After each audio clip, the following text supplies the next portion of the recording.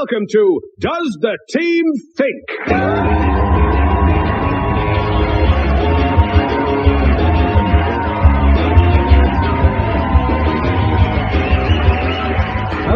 I'm Senor Vic Reeves, aka Mr. Hanky Punky by MI6, and welcome to Does the Team Think, the show where I allow a flock of inarticulate and weather-beaten has-beens to voice their taxing and blithe opinions on a variety of questions from you, the brilliant and luminous public. All of my guests tonight are prone to violent outbursts and so have been cleverly chained to their benches by a talented locksmith. However, if they do lunge, there are escape channels, and if you do make your way to the chapel next door, where there will be refreshments of orange squash and Rice Krispie cakes. But hopefully it won't come to that. My first guest tonight is Sean Locke.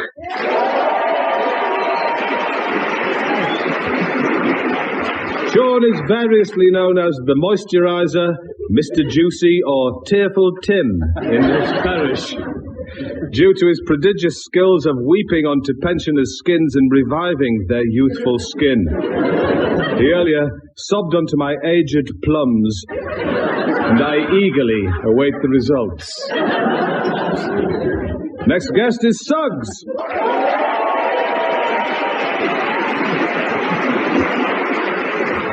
And that's Suggs. From his cave in Herne Bay, Monsieur Suggs has destroyed hundreds of seagulls with his archaic yet efficient mechanical avian harpoon with a winch and cog system developed by himself.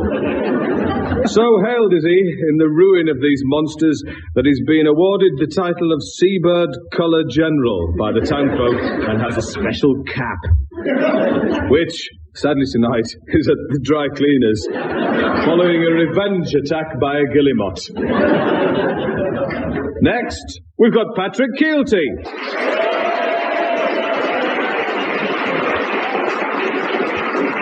Patrick's shop in Carnaby Street in the 60s led directly to the sensational influx of psychedelic acid drugs in England at the time.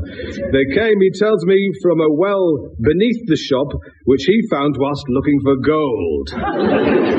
From the well, he drew a reddish liquid that he named Falderido and sold it, along with cod roe cakes and vinegar, to Jimi Hendrix. Further investigation on my part revealed that he had a fish and chip shop in Wetherby and that Falderido was in fact Tizer. My final guest is Liz Smith.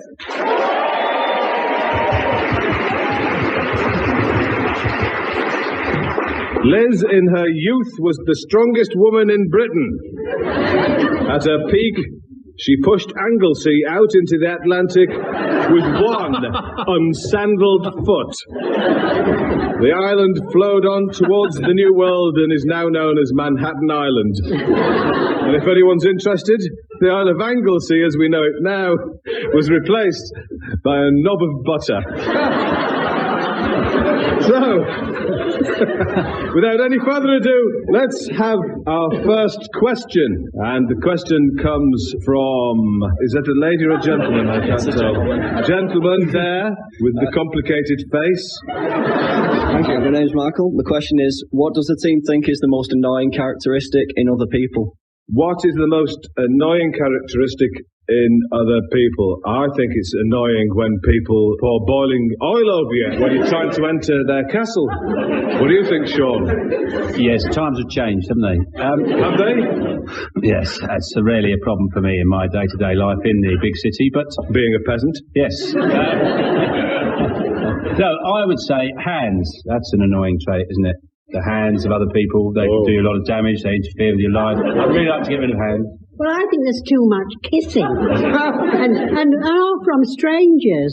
I mean, they just hardly introduce you, never met them before, and before you know it, they're kissing you over your ears and whatnot, banging into your spectacles, nothing. Who tries to kiss you with such vigour, Liz?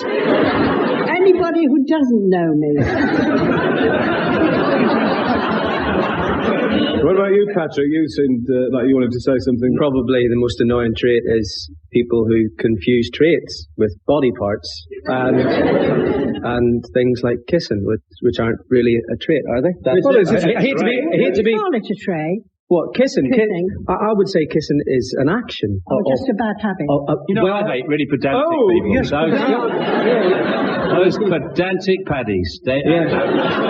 I also, racism, I think, is a trait as well, which... I think racism with a jaunty angle's fine. I see what you're saying.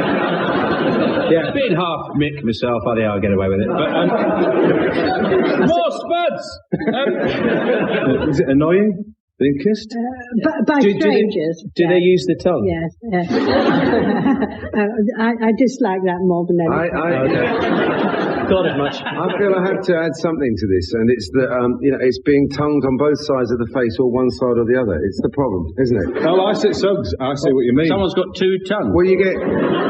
Do you know when you get the double kiss? I never know which way to Exactly, turn. and Liz is, and Patrick's quite right. You don't know which way to go first. Tongues are involved. So you clash us in the middle. Because it used to be that one kiss, well, it was a shake in the hands initially. It's grown. Then it was a kiss on one cheek, then it was a kiss on two cheeks, and the next step it would be a kiss on two cheeks, and then the nose. I think what you're saying, though, is that over-familiarity people have, isn't it? They're very and the hugging thing. I think when people meet each other, the most personal you get is you should raise a flag or lower a flag to say, hello, I've acknowledged your presence. But you've got to bring a little flag up. Yeah, you've got to bring a flagpole with you. Yeah. Obviously, it's got its drawbacks. People who go to the toilet without washing their hands, and then they willy-nilly through the peanuts on the bar.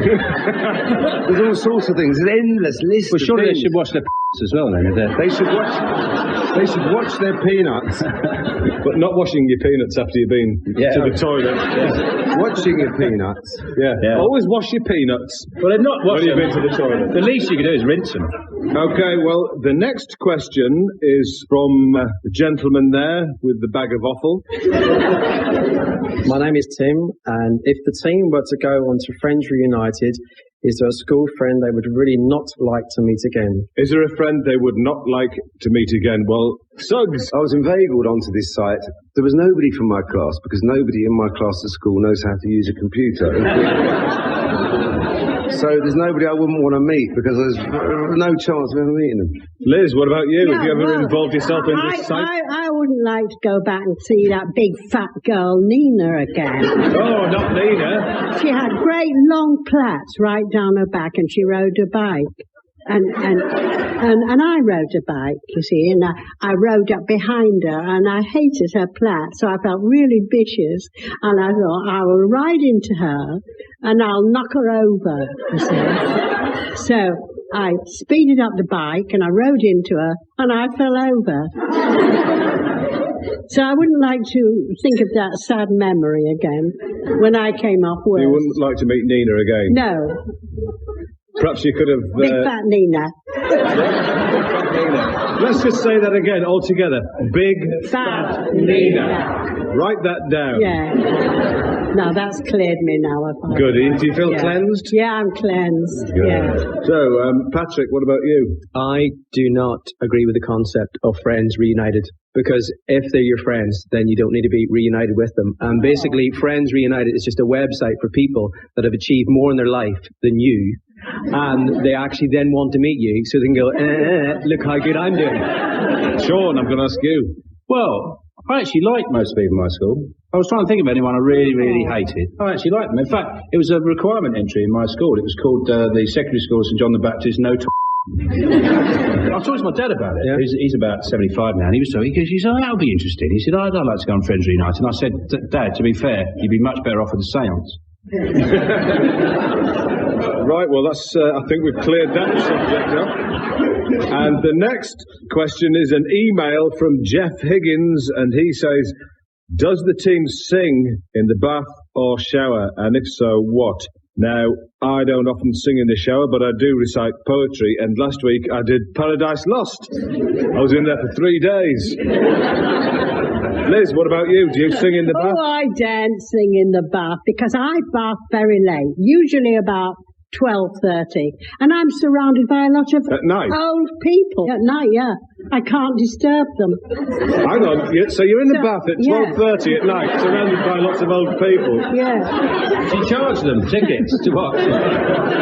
So I can only whisper, you see. Where do you live, Liz? I live in an old people's home. Dear. So you should have a chorus. Why do you bathe so late? Because that's my pattern. We all have a pattern, you know. I bet you bathe at the same time each day. I bet you do. We all Usually have a about pattern. 3 in the morning. Yeah. Yeah. Well, there you After are. my then. dirty work. Well, that's your pattern then, isn't it? Did you sing in the bath or the shower in your youth? Well, you were on stage. You used to sing on stage. I've only sung once. That's with Paula Grady in Cell Block H. But you must have sung. I would imagine you've got quite a sweet voice. Do you want to hear it? I'd love to hear it, yeah. Next Monday morning is my wedding day. You don't want more of that, do you?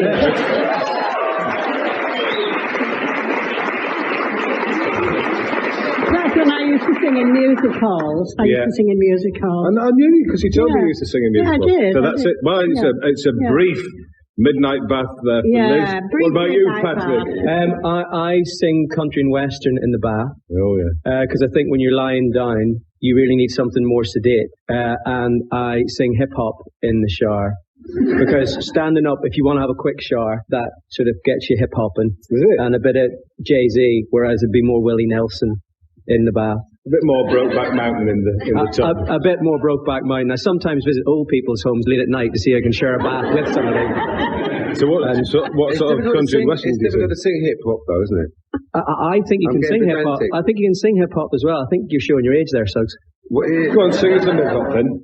Sing us some hip-hop, yeah. Well, if you're singing Jay-Z, it'd be like, Yeah. because I'm young and I'm black and my hat's real road, don't look like a mind reader, sir, I don't know, I'm under arrest, should I guess some more? You Whoa. know, 55 and a 54. That would be, I know. I got 99 problems, but a bitch ain't one. But, I mean, Do you ever combine the country and western and the hip-hop? Yes, that would be the hippity hop. Let's see if we can persuade Patrick to give us a demonstration. Because I'm young and I'm black and my hat's real low, look like a mind reader, sir, I don't know. Are you under arrest? I should have done some more. You were doing 55 and a 54. That's what we want. Sean, you must enjoy yourself in the shower, looking how clean and fresh you look tonight. Thank you. Thanks very much. Yeah, everyone. Yeah, I sing in the shower. I suffer from that trouble thing where if I get a tune in my head, the only tune, it's stuck in there for hours until the next tune. They call me Last Tune Lock. Basically, I hum the last tune. What is this, your audience whilst you're in the shower? Yeah. No, people just come. I've always got whatever the last tune I've heard is just stuck in my head until the next tune pops in. And what is it? I'm on the mercy of jingles all the time, whatever. Anything I've just heard. No, like a lot of BBs. I've got young children, so I have to listen to CBeebies all the time. So anything like the Tweenies, I'll have that stuck in my head for days. Hey, hey, we're ready to play. We're going to have fun with Tweenies.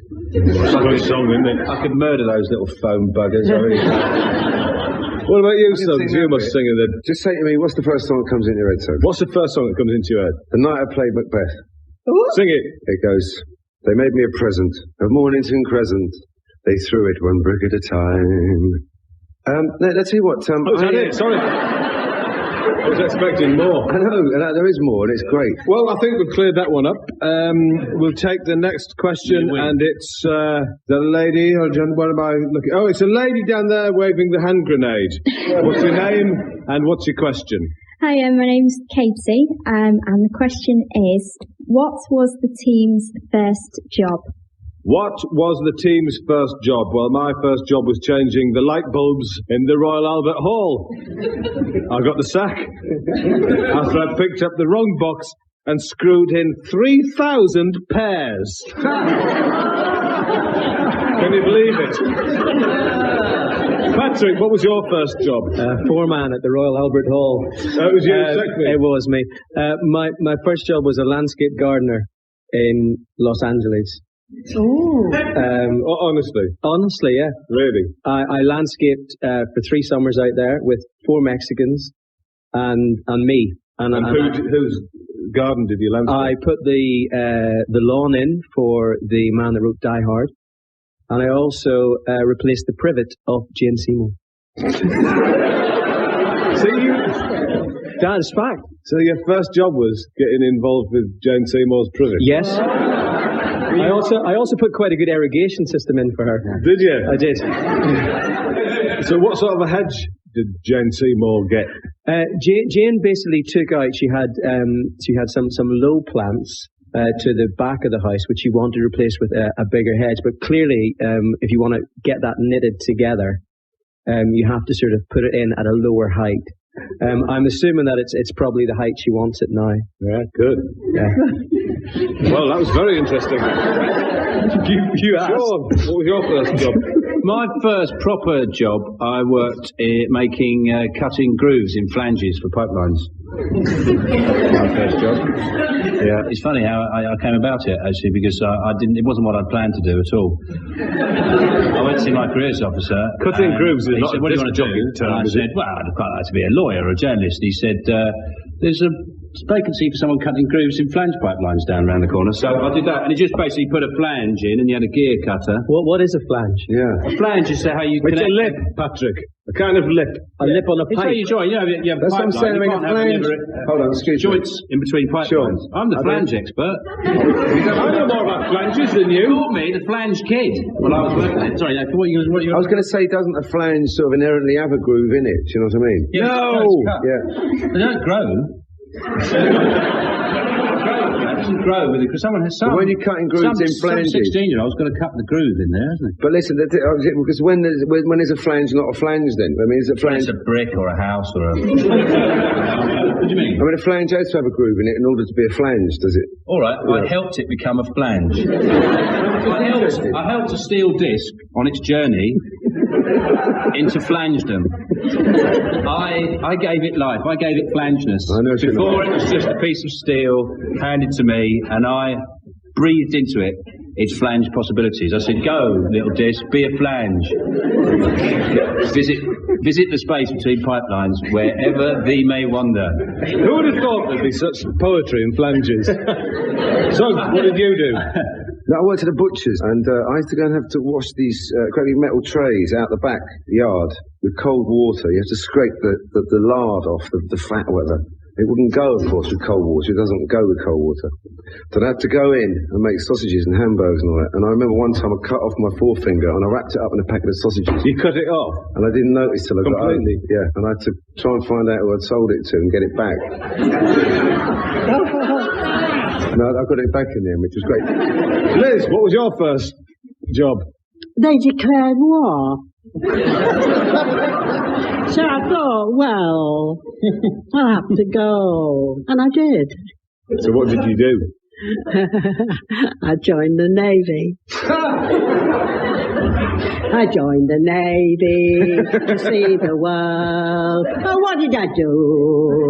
Oh, yes, I did. All together now. Oh. So what was your position in the Navy? Oh, very low, the lowest. Submarine? Not quite as low as that. Right, well, so the next question is from the gentleman there with the panic-stricken expression.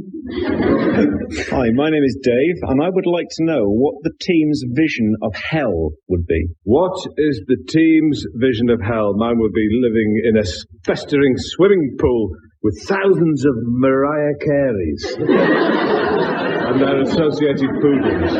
Tell me more, Sean. I think being stuck in a shower with Jackie Stallone. Perpetual shower, never-ending shower. Thank you. Liz, what about you? What's your idea of hell? It's people again, but it's people in a great big mass, hundreds of them, and it's like a corporate party of some kind, and you don't know a single soul in there, and you've got to go in and flash your teeth and hold your glass there, and everybody saw it, and then you've got to lip read and try and make a bright remark back. That is hell. Absolute hell. And the noise. Yeah, well, that's a very good answer. What about you, Patrick? I actually think that hell gets very bad press. You know, everybody says you're going to hell. If anybody ever tells you you're going to hell, it's normally because you've done something fun. So if you can imagine hell with all the rappers, all the hookers, all the drug dealers, I think hell could be quite good crack. You're a very, very dirty man. The next question is an email from Cassie Reynolds. And she says, does the team have a perfect dinner party guest? Mine would be one of those animated flames from the gas adverts.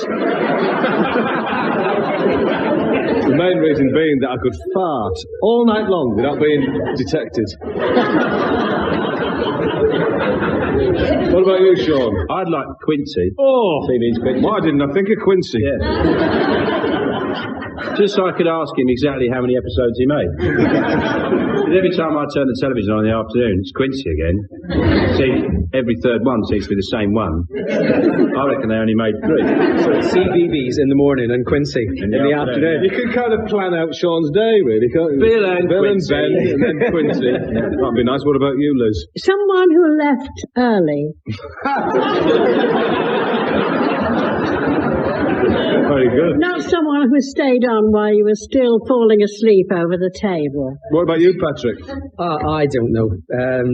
Dinner parties are just... I haven't got to the dinner party stage of my life, really. That's sort of quite aspirational for me. What about you, Suggs? I'd like to... If we could put the food out here, this would do me now, yeah. This would Oh, be you like it? perfect. Oh, isn't that sweet? Yeah. And all the audience here, of course, yeah. McDonald's, obviously, for them, and we'll have the 3-course slap-up meal. Well, that's really nice of you. I'm actually genuinely touched. I'm touched. Are you touched, Patrick? I am, in a deep way, yes. How touched are you, Liz? I haven't been touched yet. Well, let's move on to the next question, and it's from the lady down there with the unsightly abscess and what appear to be claws. What's your name and what's your question? Hello, my name's Jan. If the team were asked to appear in an advertising campaign next week, what would they most like to publicise? What would they most like to publicise? I would like to publicise Tonton Makute flannels with the face of Papa Doc on them. So, and the dictator. The dictator. It would say, now you can rub your face on the face of the popular Haitian. I don't know how well they'd sell, but I'd like to advertise them. What about you, Patrick? Basically anything that's on QVC after 2 a.m. I would like to just host an hour of that. It can be arranged. No, well, I'm sure it will happen in my career at some stage, probably in the not too distant future, because I tend to just come in pissed and buy stuff from QVC that I don't realise that I've bought. And a couple of months ago, the postman arrived with a package for me. I didn't actually realise what it was because I was too hammered. He said, look, QVC. I said, I haven't bought anything from QVC. He said, sign here. And I opened it up.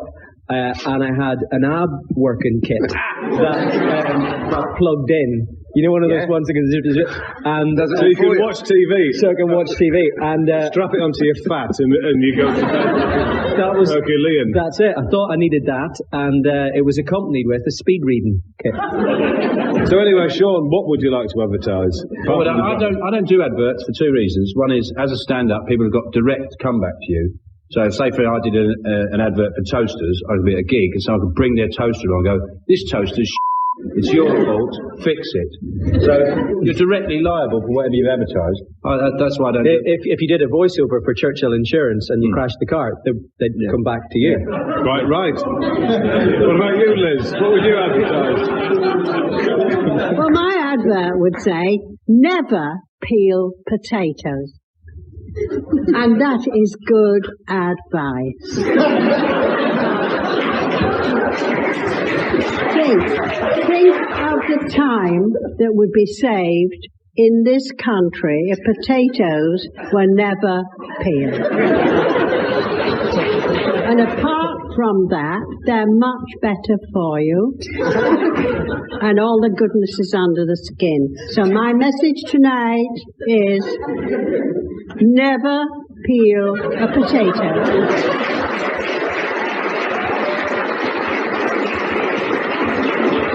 And on that note, I think we can't really go any further, so I'll move on to the next question, and it's from the lady down there. Yeah, the lady loitering there with the solvent bag. What's your name and what's your question? I'm Amanda. Does the team give to beggars? Does the team give to beggars? I usually give beggars postal orders, which confuses them. And I'll tell you a true story. Actually, a beggar came up to me last week. This is perfectly true. He came up to me and said, "Have you got £1 so I can buy some cannabis?" And you know, the honesty almost made me want to give him £1.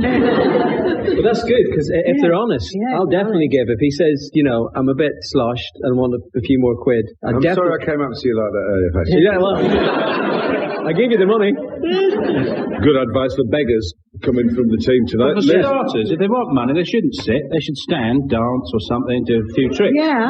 Sitting down, you're just not going to get much off me if you're just sitting there. I mean, put in a bit of effort. Well, what if they beggars ever stand? Do something funny with your face or something. I don't know. Yeah, I think they should do a little something. Whistle. I agree with you there.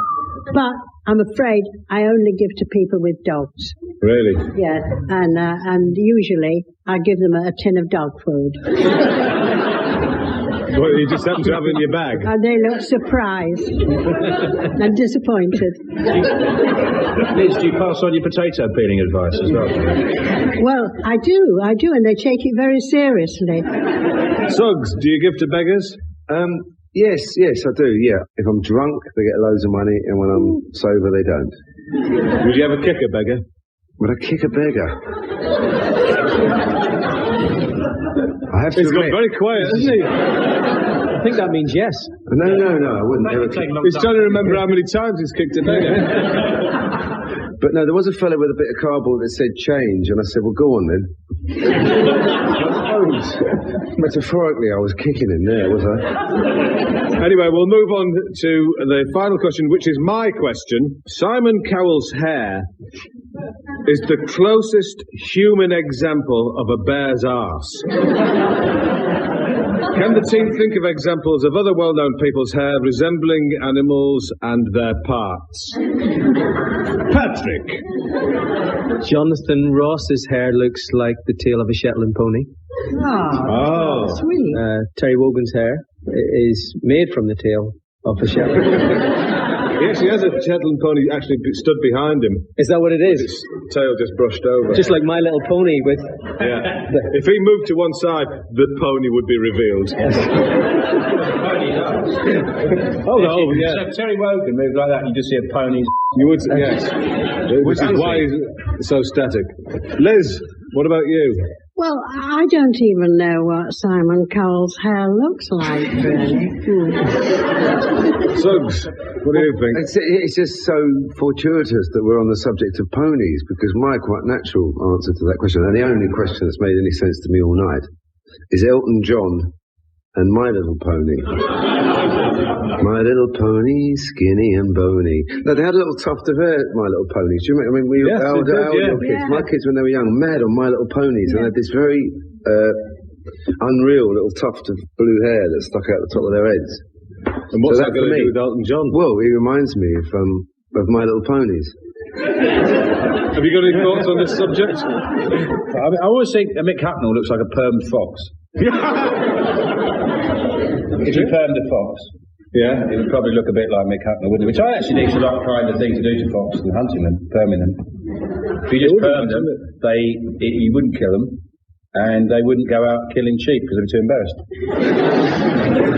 And they go to the top of the charts singing soul songs. Yeah. Well, ladies and gentlemen, I sincerely hope you're satisfied with the results of today's inquest, and now that you harbour a deeper understanding of the coils and foibles of my guests' minds. I know I am. Goodbye.